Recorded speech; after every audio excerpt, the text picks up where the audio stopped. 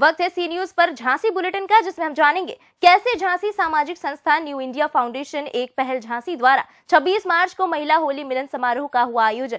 कैसे लिया गया फैसला कि शादी में डीजे बैंड बजाया या दहेज की नुमाइश की तो उलेमा नहीं पढ़ाएंगे निकाह। ऐसी और भी झांसी से जुड़ी खबरों को जानेंगे विस्तार से इस वक्त की झांसी बुलेटिन में। झांसी में शहर कांग्रेस कमेटी के तत्वाधान में शहर कांग्रेस कमेटी के अध्यक्ष अरविंद वशिष्ठ की अध्यक्षता में ननों के साथ हुए अभद्र व्यवहार को लेकर रेल प्रशासन एवं सरकार को आड़े हाथों लेते हुए स्टेशन पर जंगी प्रदर्शन कर सभा की गई। मुख्य अतिथि के रूप में उपस्थित भारत सरकार के पूर्व मंत्री प्रदीप जैन आदित्य ने कहा कि झांसी रेलवे स्टेशन पर जिस तरीके से जीआरपी ने यात्रा रथ ननों को ट्रेन के अंदर से उतार कर थाने ले जाया गया, उन्हें निंदनीय कृत्य कुछ हो नहीं सकता। इस तरीके की घटना की जांच होनी चाहिए और दोषियों पर कड़ी से कड़ी कार्यवाही होनी चाहिए। एसपी से बात कर उन्होंने 24 घंटे के अंदर कार्यवाही करने की मांग की है और सरकार की नाकामी पर टिप्पणी करते हुए कहा कि गृह मंत्री का बयान इस बात का प्रतीक है कि रेल मंत्रालय महिलाओं की सुरक्षा में सक्षम नहीं है। उक्त स्थिति को देखते हुए रेल मंत्री पीयूष गोयल को इस्तीफा दे देना चाहिए। शहर अध्यक्ष अरविंद वशिष्ठ ने रेल प्रशासन के रवैये पर सवालिया निशान उठाते हुए कहा कि जब कोरोना काल में रेल प्रशासन की नई गाइडलाइन के अनुसार कंफर्म टिकट वाला ही स्टेशन के अंदर प्रवेश कर सकता है, तो इतनी भीड़ स्टेशन के अंदर कैसे पहुंची, जिसका जिम्मेदार कौन है। जीआरपी ने महिला साध्वी को ईसाई धर्म से थी, इसीलिए ट्रेन से सुरक्षा देने के बजाय उन्हें स्टेशन पर अभद्रता करते हुए ट्रेन से उतार दिया और वहां मौजूद लोगों ने पुलिस के सामने ही ननों का अपमान किया, जिस कारण वो रोती रही और जीआरपी कार्यवाही करने के बजाय तमाशा देखती रही। बतौर जीआरपी यदि स्टेशन पर उन ननों को ट्रेन से नहीं उतारा जाता तो उनकी जान खतरे में पड़ सकती थी। बालिकाओं के साथ इस तरह का शोषण किया गया कि वो आज भी सदमे से उबर नहीं पा रही। हम ये भी जानना चाहते हैं कि वो कौन सा इशारा था जिस इशारे पर आज भी जांच पूरी नहीं हो रही।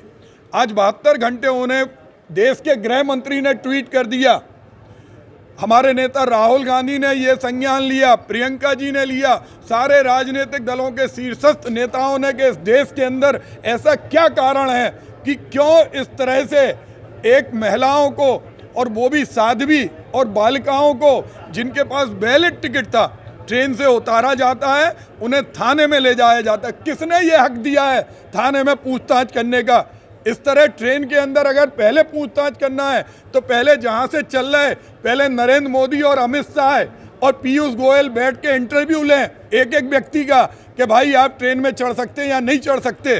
ट्रेन में से बीच में से उतारना इस हिंदुस्तान के नागरिक के मौलिक अधिकार का उल्लंघन है, निजता का उल्लंघन है और इस पर कड़ी कार्रवाई होना चाहिए। जिन अधिकारियों के सानिध्य में और जिसके फोन के इशारे पर उनको उतारा गया, उनको भी सामने लाना चाहिए। इस पर श्वेत पत्र की हम मांग करते हैं। हम अधिकारियों से पूछेंगे, हम लोग लोकतांत्रिक ढंग से इस लड़ाई को लड़ेंगे कि क्यों 72 घंटे के बावजूद उन साध्वियों पर, हम ये नहीं कहते किसी की संख्या कम है ज़्यादा है, लेकिन इस संविधान के अंदर बाबा साहब भीमराव अंबेडकर के संविधान में सारे जाति धर्म के लोगों को समान रक्षा, समान सुरक्षा और समान हक दिए हैं। उन्हीं हकों की रक्षा के लिए हम लोग हैं और अब हम लोग अधिकारियों से इस बात का जवाब चाहते हैं। आगे भी हम लोग अधिकारियों से पूछ रहे हैं कि किस तरह से ये अधिकारी इस कांड में अभी तक इन्होंने क्या किया है। पूरे देश के अंदर सुर्खियों में आने के बावजूद किसके इशारे पे ये पुलिस खामोश बैठी है?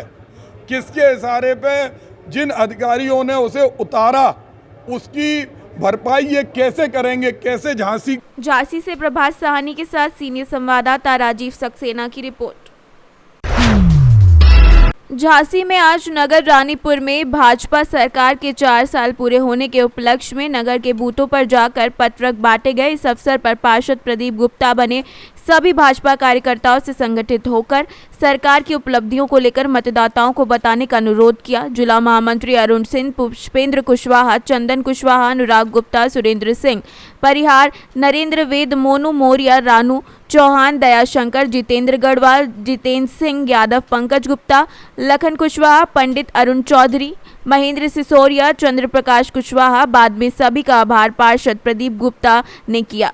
को लोगों तक पहुंचाने का कार्य कर रहे हैं। उसी अभियान के तहत घर घर एक पत्रक पहुंचाने का काम, जिसमें 4 वर्ष की सारी उपलब्धियां इसमें मौजूद हैं। और वैसे भी मौखिक रूप से हम बताना चाहेंगे कि माननीय योगी जी ने उत्तर प्रदेश सरकार की जैसे ही कमान संभाली थी तो उन्होंने जो काम किए हैं 4 वर्ष में जो पहले किसी ने कर भी नहीं पाए और ऐसा करना हर किसी के बस का भी नहीं है। पिछली सरकारों के द्वारा जो वातावरण गंदा है, प्रदूषित किया गया, योगी जी ने बैठते ही प्रदेश में एक समरसता का और भयमुक्त वातावरण को बनाने का जो प्रथम कार्य किया था वो बिल्कुल सराहनीय है। दूसरा, उन्होंने किसानों के हित में जो कोई भी सरकार नहीं कर सकती थी, अन्ना प्रथा को समाप्त करने के लिए उन्होंने हर गांव में गौशालाएं जो बनवाने का जो एक अद्वितीय कार्य किया है, ये भी उनका कार्य बहुत सराहनीय रहा। आस्था के रूप में उन्होंने धार्मिक क्षेत्र में जो उन्होंने सराहनीय कार्य किए हैं वो आप सब लोगों ने देखा होगा। कुंभ के माध्यम से योगी जी ने कितना चर्चित रूप से, कितना अच्छे ढंग से कि विश्व पटल पर उसका कुंभ का नाम चर्चा में आया। आप देखिए अयोध्या में राम मंदिर निर्माण को लेके जो हमको सफलता मिली, दीपोत्सव, देव दीपावली बनारस में, ऐसे तमाम जो धार्मिक कार्य उन्होंने किए हैं जिससे उत्तर प्रदेश में एक गुंडागिर्दी का राज समाप्त होकर जो एक धार्मिक और समरसता का वातावरण उन्होंने पैदा किया है।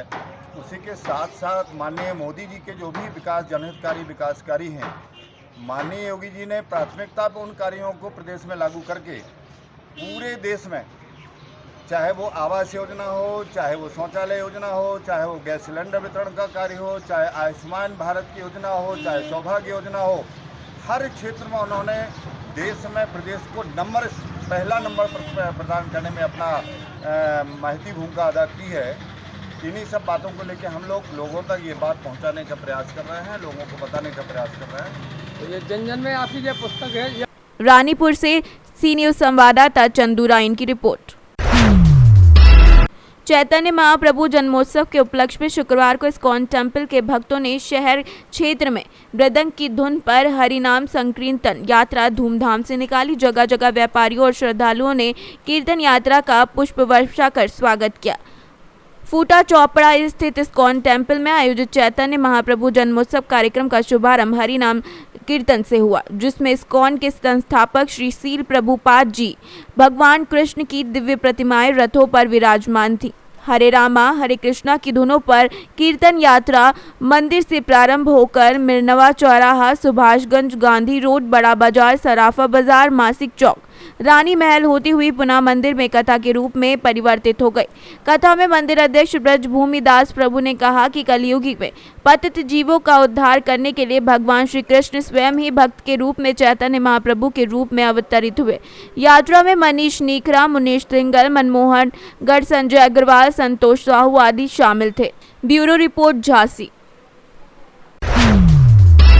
झांसी के जीआईसी कॉलेज के पास बड़ी ईदगाह में आज शहर के हर फिरके में उलेमा हजरत इकट्ठा हुए। शिया, सुन्नी, देवबंदी, बरेलवी तमाम उलमा इकराम के आपस में सलाह मशवरा के बाद ये ऐलान किया गया कि अगर कोई भी अपनी शादी में डीजे बैंड बजाएगा या फिर खड़े होकर खाना खाने का इंतजाम करेगा या फिर दहेज को सजाया जाएगा तो इसके निकाह में उलेमा हजरात शिरकत नहीं करेंगे। यानी उलेमा ऐसे शख्स का निकाह नहीं पढ़ाएंगे जिसने भी दहेज की नुमाइश की। उसकी शादी प्रोग्राम में उलेमा अपने आप को दूर रखेंगे। साथ ही सभी उलेमाओं ने एक साथ एक जुबान में होकर सभी मुसलमान भाइयों से अपील की कि वो अपने आप को दहेज की लानत से बचाएं। दहेज लेना और देना दोनों बंद करें ताकि समाज में एक नया संदेश जा सके और अच्छे समाज की रचना की जा सके। आज यहाँ पर तमाम मकतबे फ़िक्र के उलमा, अइम्मा और हुफ़ाज़ किराम और तमाम ज़िम्मेदारान यहाँ पर मौजूद हैं और तमाम लोगों ने शरीयत के एतबार से बहुत बड़ा फ़ैसला लिया है कि जिस फैसले को प्यारे नबी सल्लल्लाहु अलैहि वसल्लम ने 14 साल पहले हम सबके लिए बयान फरमाया था। अमल उस वक्त भी हो रहा था, लेकिन आजकल खौफ और तकलीफ़ थी इस बात की कि ये चीज़ कैसे हमारे समाज में वजूद में आए। तो एक फ़ैसला ये लिया गया है कि समाज में जहाँ पर शादी में डीजे बैंड और खड़े होकर खाना और दहेज जैसी कभी लानत अगर वहाँ पर नुमाइश के तौर पर होगी तो वहाँ पर निकाह पढ़ाने वाले निकाह पढ़ाने नहीं जाएंगे। ये हम सबका फ़ैसला है और इंशाअल्लाह इस पर साबित कदम रहेंगे। और इसी के साथ साथ ये जो कदम उठाया गया है तो ये एक हमारे अहमदाबाद में आयशा नाम की जो लड़की थी कि जहेज की वजह से आज उसने खुदकुशी की है।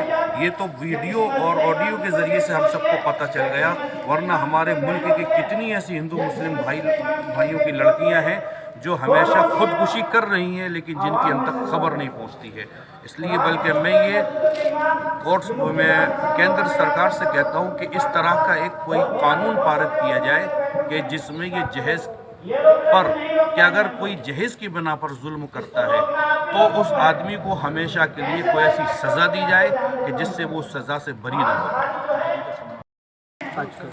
ये है कि हम यहाँ पर जो जमा हुए हैं वो एक पैगाम के लिए, ताकि जो है तो जो बच्चियाँ हमारी परेशान थी जहेज़ की वजह से और बहुत से ख़ुदकशी करके आत्महत्या करके दुनिया से गुजर रही थी, उनका एक दर्द हमने जो है तो यहाँ पे इकट्ठा किया और उस दर्द को बांटने के लिए हमने ये प्रोग्राम किया कि जिसके अंदर जो है तो ना कोई बेटी जहेज़ की वजह से मरे और ना कोई बाप जो है परेशान हो जहेज़ की वजह से, क्योंकि जो है तो बाप बूढ़ा हो रहा है बेटी के जहेज़ को इकट्ठा करते करते। नतीजा ये है कि वो अपने जिगर के टुकड़े को जब दूसरे के हवाले करता है और जो उसकी माया होती है सुबह से लेकर शाम तक कमाई की वो उसके हवाले कर देता है, और उसके बाद जब उसे जो है अपनी बेटी को जिंदा दरगोर किया करता है तो उसे एक बहुत बड़ी ट्रेजेडी से गुजरना पड़ता है। लिहाजा हम उसके लिए जमा किए गए कि इस लानत को समाज से खुरच के फेंक देना चाहिए, ताकि जो है तो कोई ऐसा कोई कदम ना उठे कि जिसकी वजह से किसी की बेटी को जो है तो ये दिन देखना पड़े, ताकि जो है तो और खुददारियाँ हमारी बरकरार रहे। लिहाजा जो है तो जिस इंसान के अंदर खुददारी होगी वो किसी की दौलत के ऊपर नज़र नहीं करेगा, बल्कि अपने कुव्वत बाजू पे जो है तो अमल। Bureau report Jhansi. झांसी में सामाजिक संस्थान न्यू इंडिया फाउंडेशन एक पहल झांसी के द्वारा 26 मार्च को महिला होली मिलन समारोह का आयोजन किया गया। महिलाओं में आत्मसम्मान तथा आत्मनिर्भरता गुणों के विकास उद्देश्य के लिए न्यू इंडिया फाउंडेशन एक पहल वुमेन विंग ने रानी लक्ष्मीबाई पार्क समेत सावित्री प्लाजा में होली मिलन समारोह का आयोजन किया। समारोह के माध्यम से महिलाओं ने आपस में अपने जीवन संघर्ष को साझा करते हुए स्वयं को आत्मनिर्भर बनाने का संकल्प लिया। कार्यक्रम में अनुभवी वरिष्ठ संघर्षशील सरिता शुक्ला तथा युवा पीढ़ी की आयुषी सिंह ने अपने अनुभव साझा करते हुए उपस्थित महिलाओं का मार्गदर्शन किया। सभी उपस्थित महिलाओं ने आपस में रुचि अनुसार कविता पाठ और फोक गायन करके डांस में खूब रंग जमाया। मैं सरिता शुक्ला न्यू इंडिया फाउंडेशन और यस डॉक्टर्स प्राइवेट लिमिटेड की तरफ से होली मिलन समारोह में यहाँ अपनी सखी सहेलियों और बच्चियों के साथ आई, और होली का मिलन समारोह जो था वो बड़े धूमधाम से मनाया गया, और जिसमें सब कुछ जो ऑर्गेनाइज किया गया था वो आशीष सिंह की तरफ से किया गया था, जो कि इसकी सीईओ हैं इस एनजीओ की, और यस डॉक्टर प्राइवेट लिमिटेड की भी चेयरपर्सन है। उन्होंने ये प्रोग्राम इतना अच्छा ऑर्गेनाइज किया, होली मिलन समारोह के साथ साथ सबको सम्मानित किया, और मुझे लगता है ऐसा महिलाओं के लिए शक्ति का प्रतीक बनी हुई है आशीष सिंह जी। साथ ही होली के संदेश में आप सबको देना चाहती हूँ कि होली जरूर मनाएं। रंग बिरंगी होली है जो जीवन में हर साल में एक बार आती है, उसको अवश्य मनाएं, पर एक जो कोरोना फैला हुआ है काल कलवित करने के लिए उससे बच करके, उसके लिए हमें जरूरी है मास्क पहने, 2 गज दूरी बनाए रखें। मैंने आपने अब सोच रहे होंगे कि मैंने मास्क निकाल दिया, मैंने बोलने के लिए सिर्फ निकाला है, इसके बाद पहनूंगी, ठीक है। मास्क जरूर पहने, सैनिटाइजर का उपयोग करें, डिस्टेंस मेंटेन करें, होली जरूर खेलें लेकिन अपने घर के अंदर। इसी के साथ जय भारत, जय हिंद, सारी सखियों के साथ जय महिला शक्ति, वंदे मातरम। Bureau report Jhansi. इस न्यूज बुलेटिन में फिलहाल इतना ही। देश दुनिया की बाकी खबरों के लिए देखते रहिए सी न्यूज भारत।